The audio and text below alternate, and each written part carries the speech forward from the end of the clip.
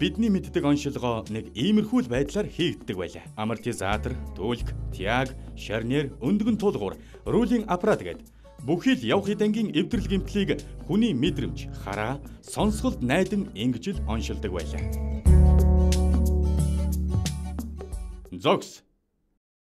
Ухаалаг оншилгоог танилцуулж байна. За, манай ухаалаг онцлог маань тэнглэг тохиргоо, амортизаторын үнд ажиллагаа мөн явах эдэнгийн онцлогоо компьютерийн сүмтгаар 100% тодорхойлж байна.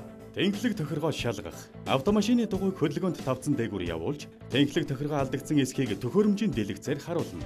2. Амортизаторын ажиллагааг үнэлж харуулах. А-д нь автомашины өөрийн жинг тодорхойлж дэлгэцээр харуулна. Б-д нь төхөөрөмж автомашины дугуйг сэгсрэлтэнд оруулж, нэгж хугацаанд дах амортизаторын эсэргүүцлийг хэмжснээр амортизаторын ажиллагааг үнэлж үнэлгээг дэлгэцээр харуулна.